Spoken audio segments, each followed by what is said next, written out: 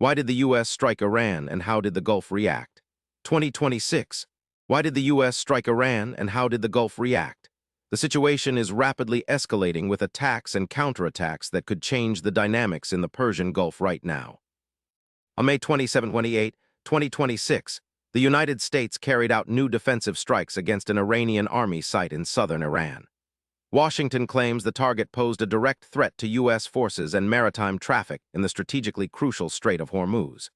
These strikes are part of ongoing tensions, with the U.S. aiming to protect vital shipping lanes and its regional interests from perceived Iranian aggression. In retaliation, Iran's Islamic Revolutionary Guard Corps launched an attack on a U.S. airbase located in Kuwait.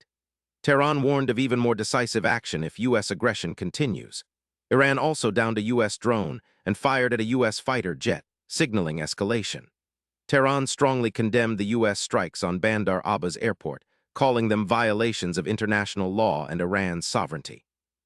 The Gulf states, including Kuwait, strongly condemned Iran's attack on Kuwaiti territory, making clear their opposition to Tehran's military aggression in the region.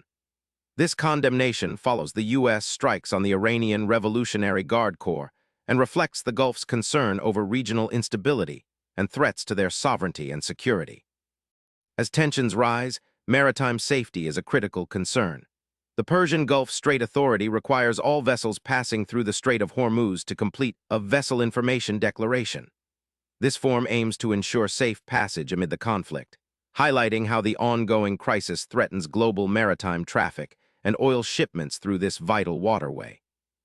The conflict between the U.S., Iran, and their respective allies remains active. Washington has continued its airstrikes on southern Iran, while Tehran responds with attacks on U.S. drones and jets.